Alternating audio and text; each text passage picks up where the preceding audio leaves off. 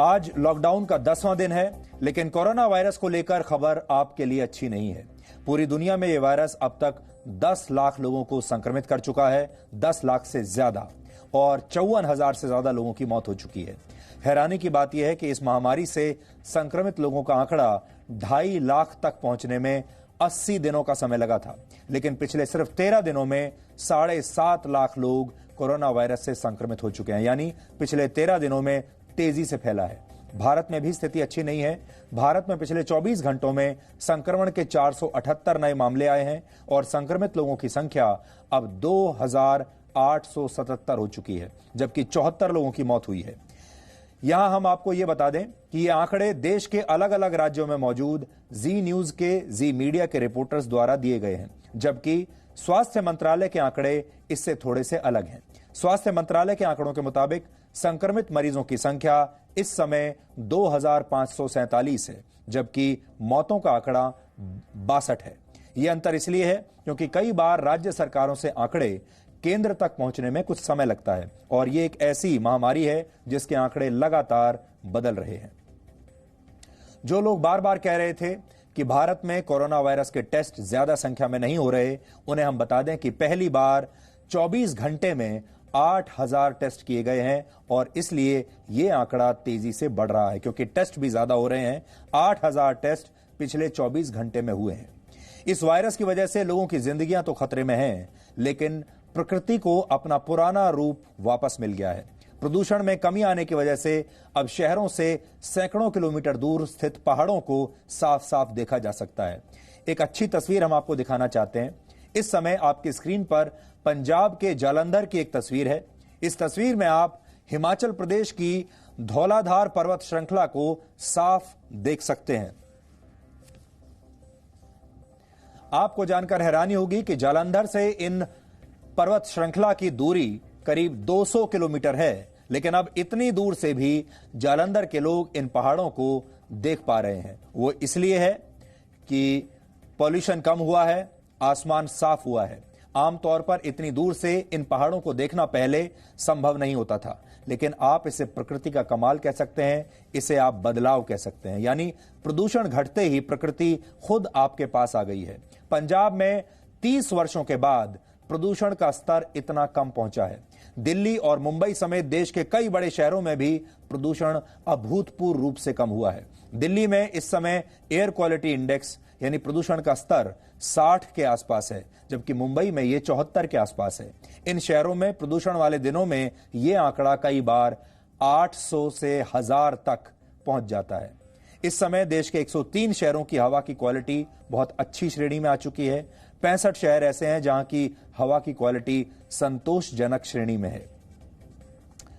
आज लॉकडाउन का 10वां दिन है और हम उम्मीद करते हैं कि आप सब अपने घरों पर स्वस्थ होंगे, सुरक्षित होंगे, और अब तक के आपके ये 10 दिन सुख और शांति से बीते होंगे और आपके भीतर विचारों का शोर भी कुछ कम हुआ होगा। लेकिन क्या आप जानते हैं कि लॉकडाउन के दौरान घरेलू हिंसा के मामले तेजी से बढ़े हैं? ये एक ऐसा पहलू है जिसके बारे में कोई बात नहीं कर रहा, और ऐसा सिर्फ भारत में नहीं बल्कि पूरी दुनिया में हो रहा है। यानी जो महत्वाकांक्षाएं पहले घरों के बाहर टकराकर शोर मचाती थी, वो अब बंद दरवाजों के पीछे टकरा रही हैं। बाहर की हिंसा घरों के अंदर शिफ्ट हो रही है। इस समय दुनिया के करीब 300 करोड़ लोग लॉकडाउन में हैं, यानी अपने अपने घरों में बंद हैं। आधी दुनिया अपने घरों में बंद है।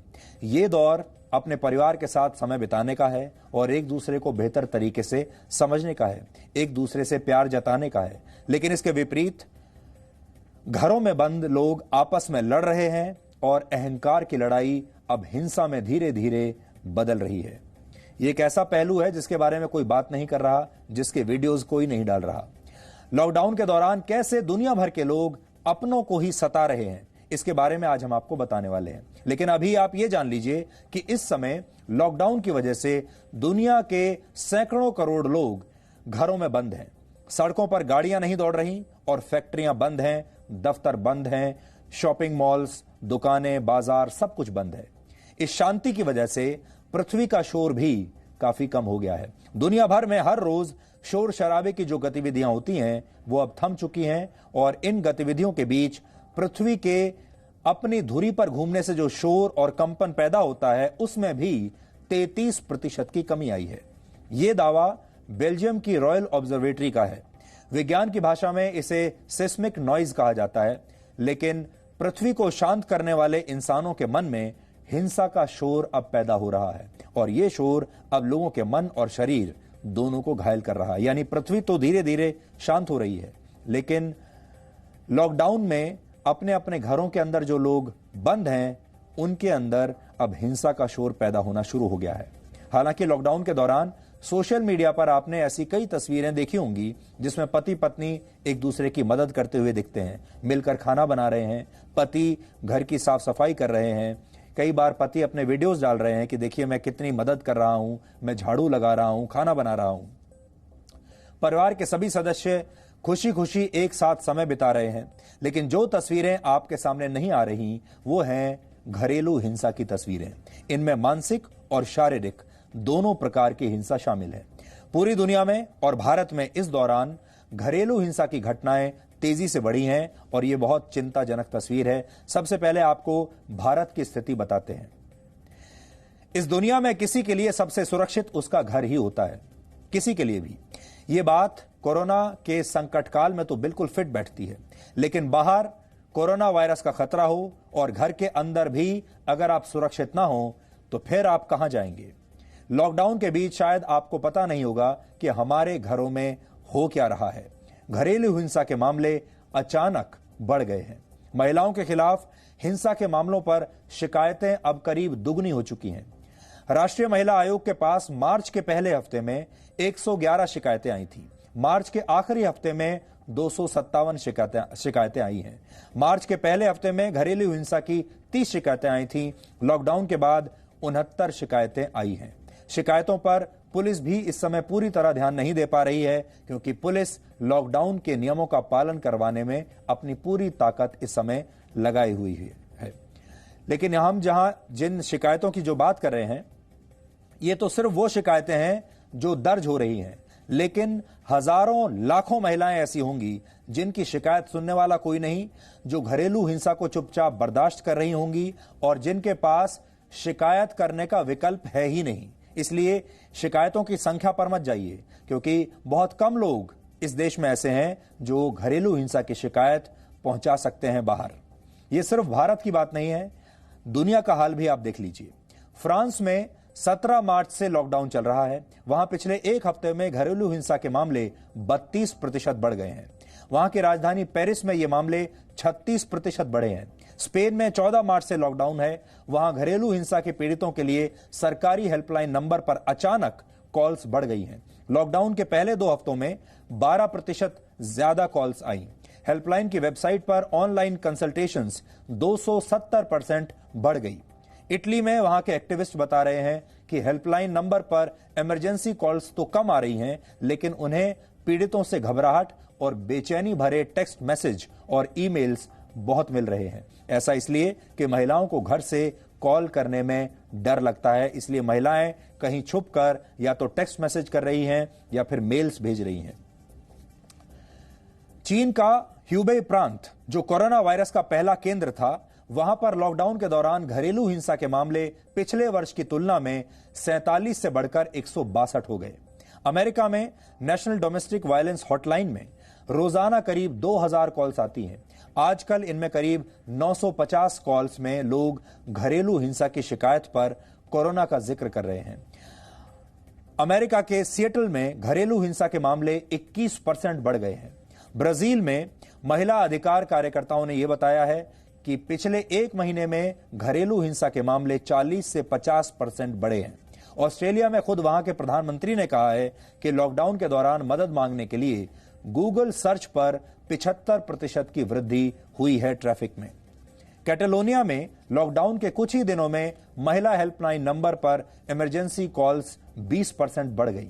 इसी तरह साइप्रस में कोरोना का पहला केस आने के 1 हफ्ते में ही महिला हेल्पलाइन नंबर पर इमरजेंसी कॉल्स 30% बढ़ गई है।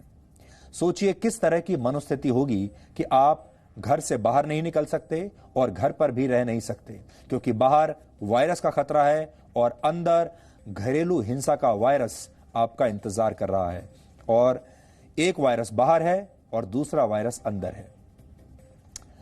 बाहर के वायरस से पुलिस लड़ रही है, पूरा देश लड़ रहा है, सरकार लड़ रही है, डॉक्टर्स लड़ रहे हैं, लेकिन अंदर जो घरेलू हिंसा का वायरस है आपके घर के अंदर, उससे कोई नहीं लड़ सकता। उससे बचाने के लिए अभी लॉकडाउन के दौरान आपके पास कोई नहीं आएगा। और ऊपर से सबसे बड़ी परेशानी यह है कि घरेलू हिंसा के बारे में खुलकर हमारे समाज में बोला भी नहीं जा सकता। इस समस्या से पूरी दुनिया में कैसे निपटा जा रहा है, पहले आप ये समझिए। फ्रांस में घरेलू हिंसा के पीड़ितों के होटल में रुकने का खर्च अब सरकार उठा रही है। फ्रांस में मेडिकल स्टोर्स और सुपरमार्केट्स के जरिए घरेलू हिंसा के पीड़ितों के लिए एक इमरजेंसी वार्निंग सिस्टम शुरू करने की योजना है। ऐसी पहल सबसे पहले स्पेन में हुई थी, जहां यह तरीका निकाला गया कि अगर किसी महिला को घरेलू हिंसा की शिकायत करनी है तो वो पास के मेडिकल स्टोर में जाए और मास्क 19 कोड वर्ड कहती है। इसके बाद उस मेडिकल स्टोर से तुरंत सिस्टम को अलर्ट कर दिया जाता है। यानी ये महिला को सिर्फ इतना करना है कि वो केमिस्ट के पास जाए, वो कोड वर्ड बोले, मास्क 19 बोले, और जैसे ही वो मास्क 19 बोलेगी वहां सिस्टम अलर्ट हो जाएगा। जर्मनी में कहा गया है कि घरेलू हिंसा की पीड़ित महिलाओं के लिए जो वहां पर खाली होटल्स और गेस्ट हाउसेज हैं, उन्हें सेफ हाउस बना दिया गया है। यानी वहां पर अगर किसी को अपने घर में घरेलू हिंसा की परेशानी है तो वो महिला फोन कर सकती है। फोन करने के बाद वहां जो हेल्पलाइन नंबर पर लोग हैं वो घर से उस महिला को ले जाएंगे और उस महिला का किसी होटल में या गेस्ट हाउस में रहने का इंतजाम करेंगे। इटली में कहा जा रहा है कि घरेलू हिंसा की पीड़ित को अपना घर छोड़ने की कोई जरूरत नहीं, घरेलू हिंसा करने वाले व्यक्ति को घर छोड़ना होगा। यानी अगर पति घरेलू हिंसा कर रहा है तो पति को तुरंत घर छोड़ना पड़ेगा, पत्नी को बाहर जाने की जरूरत नहीं। इंग्लैंड में पुलिस को स्पेशल पावर्स दी जा रही हैं, जिससे लॉकडाउन के दौरान घरेलू हिंसा के पीड़ितों को उनके घरों से सुरक्षित निकाला जाए। अमेरिका में इस तरह की शिकायतें आ रही हैं, जिसमें एक महिला ने कहा कि उसके पति ने यह धमकी दी है कि अगर वो महिला खांसती है तो उसका पति उसे उठाकर सड़क पर फेंक देगा। एक महिला ने कहा उसके पार्टनर ने उसे इसलिए पीटा क्योंकि वो हॉस्पिटल भी नहीं जा सकती क्योंकि कोरोना वायरस का हॉस्पिटल में खतरा है। यानी बाहर निकल नहीं सकती कोरोना वायरस की वजह से, और घर में पिटाई हो रही है।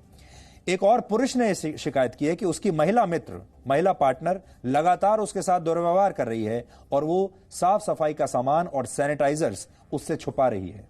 भारत में राष्ट्रीय महिला आयोग के पास इस तरह की शिकायतें आ रही हैं कि लॉकडाउन के बाद छोटी छोटी बातों पर पति अपनी पत्नियों को पीट रहे हैं, अपशब्द कह रहे हैं, और कई घटनाएं तो ऐसी हुई हैं जहां मोबाइल फोन्स को तोड़ दिया गया है।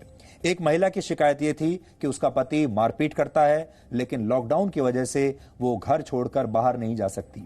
पुलिस के पास वो जाना नहीं चाहती क्योंकि अगर पति के खिलाफ कार्रवाई हुई तो उसके सास ससुर फिर से उसे टॉर्चर करेंगे। First, NCW has received 69 domestic violence complaints and it is increasing by the day. I myself, I'm getting email on my ID, one or two complaints every day I'm receiving directly on my email ID. In spite of they are sending many complaints on our ncw.nic.in, our website. They are registering their complaints there. They are sending me personal emails. They are sending my members directly. They are even sending to my staff. और हम आपको फिर से बता दें कि जो शिकायतें लिखित रूप से आ रही हैं या सरकारी सिस्टम के पास आ रही हैं, वो शिकायतें तो बहुत, उनकी संख्या मामूली है, क्योंकि हमारे देश में शिकायत करने के लिए ना तो किसी के पास मौका है और ज्यादातर घरों में लोग शिकायत करना भी नहीं चाहते, वो चुपचाप घरेलू हिंसा को सहते रहते हैं। नेशनल फैमिली हेल्थ सर्वे का एक आंकड़ा है कि हमारे देश में 30% महिलाएं घरेलू हिंसा का शिकार होती हैं। 30%, हो सकता है इससे ज्यादा भी हो। और सबसे बड़ी बात यह है कि इनमें 75% महिलाएं किसी से कुछ नहीं कहती, किसी को बताती भी नहीं है, क्योंकि समाज का और परिवार का दबाव इतना ज्यादा होता है। सिर्फ 1% महिलाएं ही पुलिस के पास घरेलू हिंसा की शिकायत लेकर जाती हैं। 1%। घरेलू हिंसा करने वाले लोग कोरोना वायरस की तरह ही होते हैं।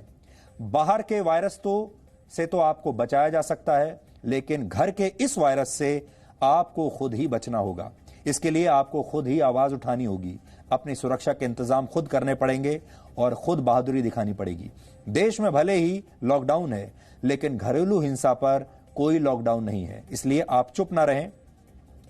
घरेलू हिंसा के मामले की शिकायत करने के लिए आप 24/7 यानी 24 घंटे 7 दिन महिला हेल्पलाइन नंबर हम आपको दे रहे हैं।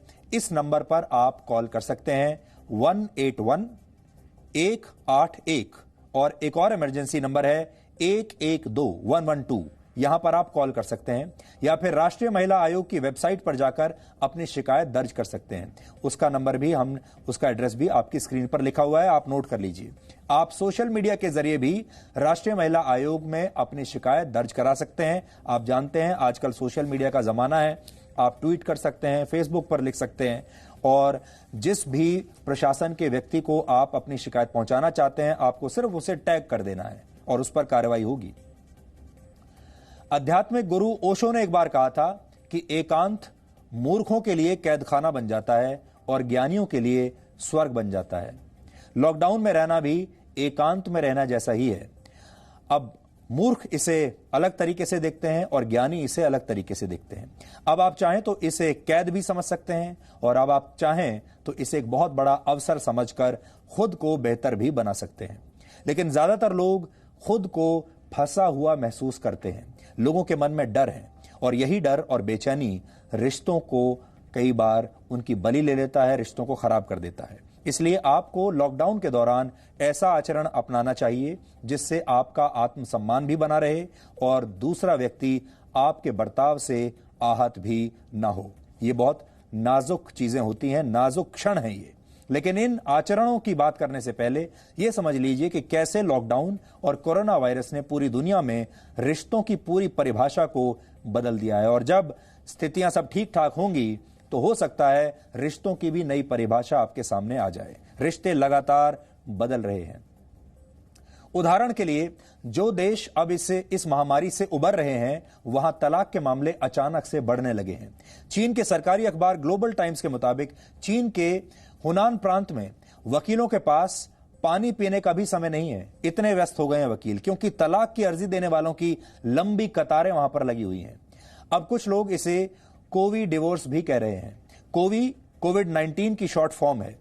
चीन में तलाक के बढ़ते आंकड़ों के पीछे वजह यह बताई जा रही है कि वहां बहुत सारे पति पत्नियों को 2 महीने लगातार बिना घर से बाहर निकले एक छत के नीचे बिताने पड़े, एक घर में बिताने पड़े। और इसका नतीजा यह हुआ कि लड़ाई झगड़े उनके बीच में बढ़ गए और लॉकडाउन हटते ही बहुत सारे लोगों ने एक दूसरे के साथ ना रहने का फैसला तुरंत ले लिया, क्योंकि वो एक दूसरे के साथ इतना ज्यादा रह लिए कि अब उन्हें आजादी चाहिए थी।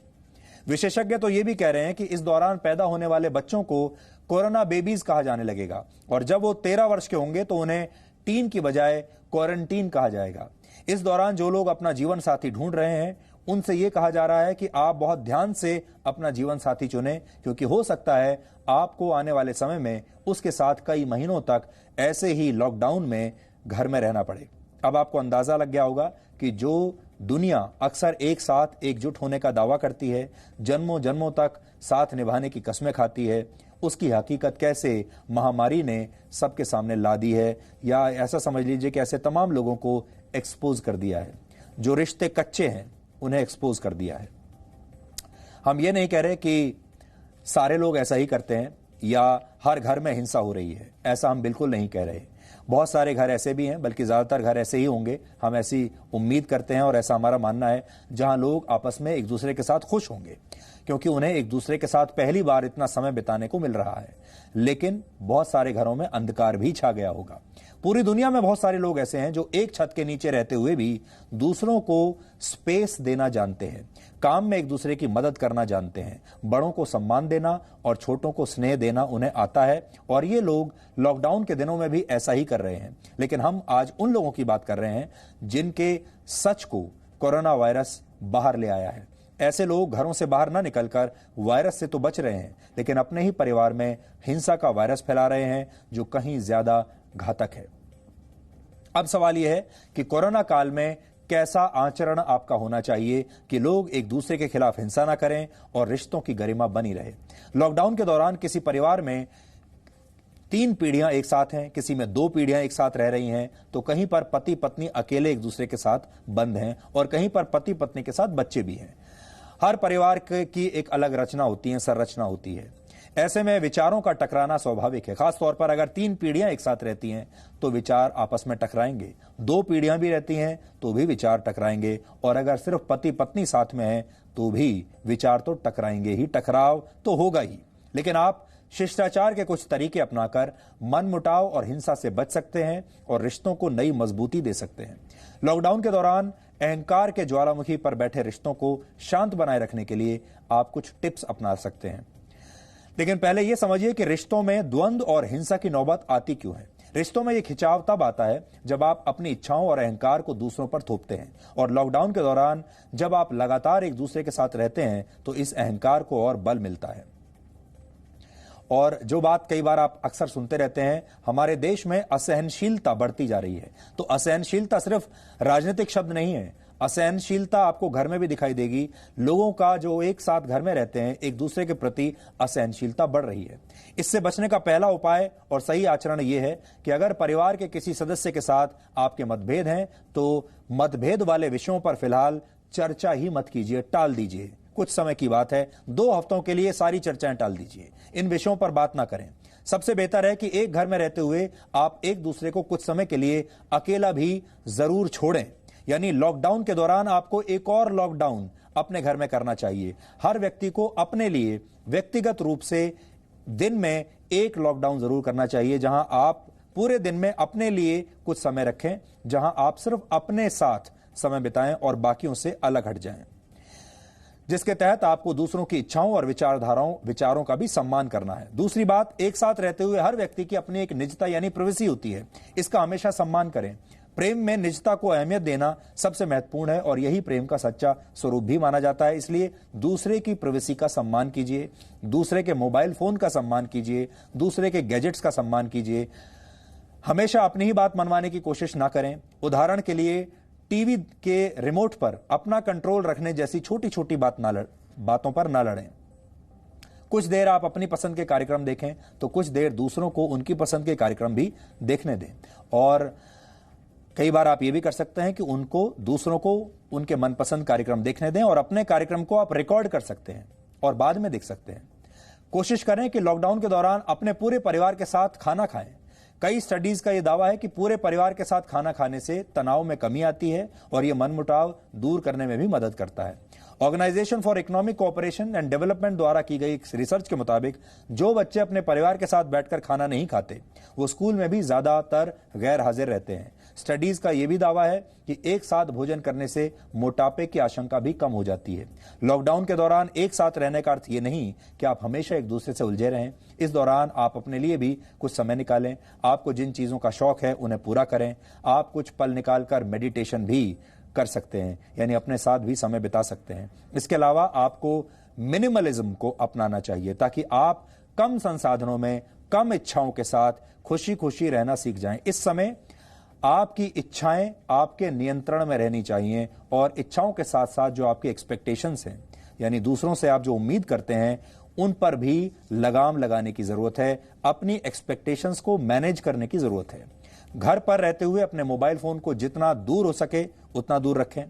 हो सकता है कि मोबाइल फोन पर नजरें टिकाने की आपकी आदत इतनी मजबूत हो गई हो कि आपने लंबे समय से अपने ही परिवार के सदस्यों का चेहरा न देखा हो। इसलिए मोबाइल फोन की स्क्रीन पर समय बिताने की बजाय परिवार के साथ समय बिताएं।